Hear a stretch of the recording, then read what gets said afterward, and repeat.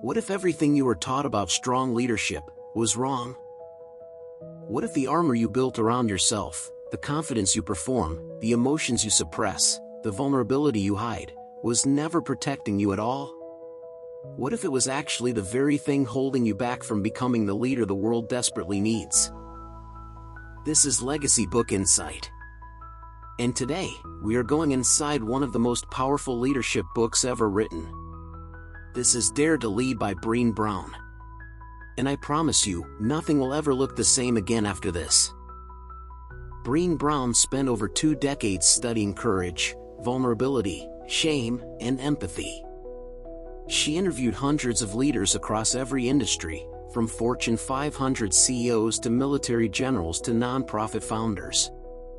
And the question she kept asking was simple: what does it actually take to be a brave, daring leader? What she found shattered everything the corporate world had told us for generations. Daring leadership is not about titles. It is not about power. It is not about having all the answers or never showing fear. Daring leadership is about choosing courage over comfort. It is about leaning into hard conversations instead of running from them. It is about showing up fully human in a world that is desperately trying to make us robotic. This book is not a theory. It is a call to action. So let us get into it. Chapter 1: The Myth of the Invulnerable Leader. Brown opens with a question she asked senior leaders in her research: what is the biggest barrier to daring leadership in your organization? The answer, almost universally, was this: armored leadership. Think about the leader you have seen before. Maybe it is someone you have worked for.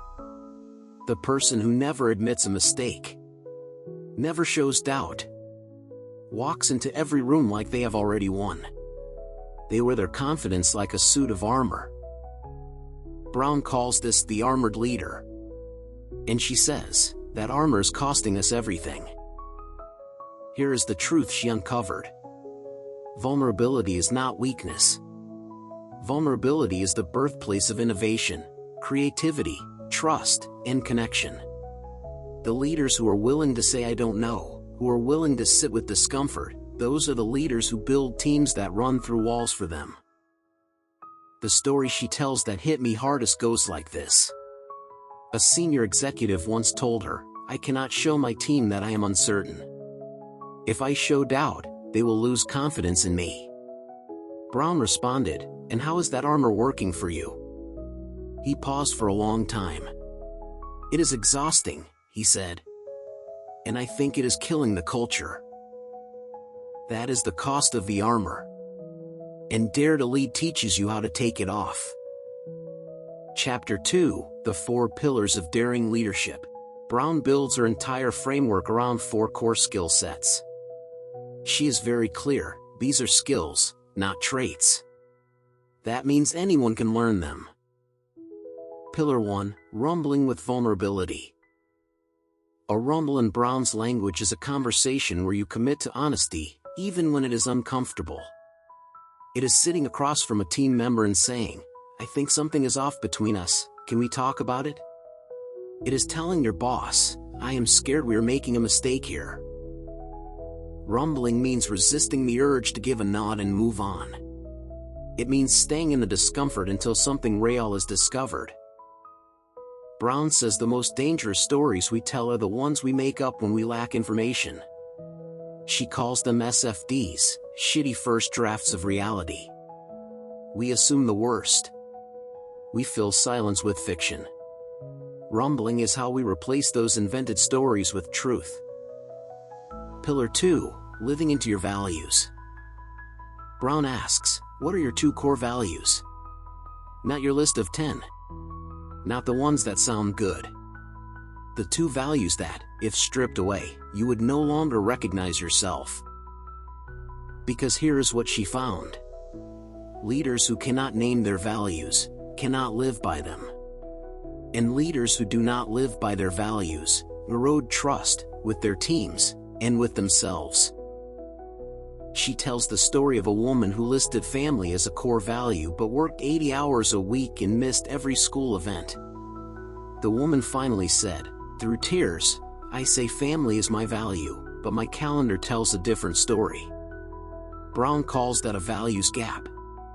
And she says closing that gap is one of the most courageous acts a leader can make. Pillar 3, braving trust. Brown developed an acronym for trust, braving. Boundaries, you respect mine and I respect yours. Reliability, you do what you say you will do. Accountability, you own your mistakes. Vault, you do not share what is not yours to share. Integrity, you choose courage over comfort. Non-judgment, I can ask for help without fear of judgment. Generosity, you assume the most generous interpretation of my words and actions. She says trust is built in the smallest of moments. It is not built in grand gestures. It is built every single time you follow through on a tiny promise. And it is broken the same way. Pillar 4, learning to rise. Every leader fails. Every leader faces moments that knock them flat. The question is never if you will fall. The question is, how fast can you rise? Brown talks about the rising strong process. It starts with the reckoning, acknowledging that something hard happened and that you are feeling it. Then the rumble, getting honest about the story you are telling yourself and what is actually true. Then the revolution, when you emerge changed, with more clarity and courage than you walked in with. So how do you apply this on a daily basis? Here is what Dare to Lead gives you practically. Every morning, ask yourself, am I leading from fear or from values today? Fear makes decisions. Values make legacies. When a hard conversation comes up, and it will resist the urge to send an email or avoid it entirely. Walk in. Sit down. Say, this is uncomfortable, but I care too much about you and this work to stay quiet. That is brave leadership in action. When your team makes a mistake, and they will, do not look for someone to blame. Ask instead, what did we learn? What do we need to change? How do we grow? Brown says blame is actually a way of discharging pain.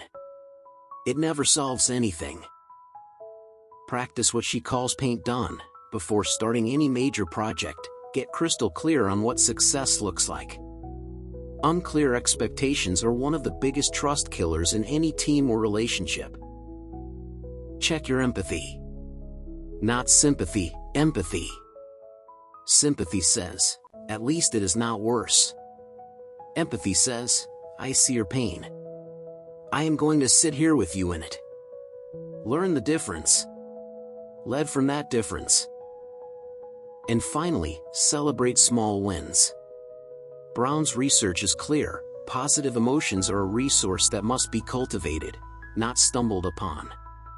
Leaders who acknowledge progress, who catch people doing things right, build cultures that are resilient, creative, and deeply human. Here's what strikes me most about this book. Brené Brown is not telling us to be soft. She is telling us that the bravest thing any of us can do, in a boardroom, in a classroom, in a living room, is to show up without the armor. She says, you can choose courage, or you can choose comfort. You cannot have both. Think about the leaders who changed your life. The teacher who believed in you when you did not believe in yourself. The manager who told you the truth even when it hurt. The parent who said, I was wrong. I am sorry. Those moments stayed with you because they were real. Because they were human. Because someone chose courage over comfort, for your sake. That is the legacy of daring leadership. Dare to Lead is not a book you read once and put on a shelf. It is a book you live. It is a daily practice of choosing honesty over ease, connection over control, and love, yes, love, over fear. Brené Brown ends the book with something that I want to leave with you right now. She says, the world is desperate for braver leaders. It is time for all of us to step up. Not someday. Not when you get the promotion, or when the team is bigger, or when life gets easier. Now, right where you are, with what you have what it takes to dare greatly. If this video gave you something, a new thought, a new fire, share it with someone who leads. Drop a comment below with the word brave and tell me what armor you are ready to take off. Subscribe to Legacy Book Insight, because every week we go deep into the books that build legacies. Until next time, dare to lead. Thank you for watching.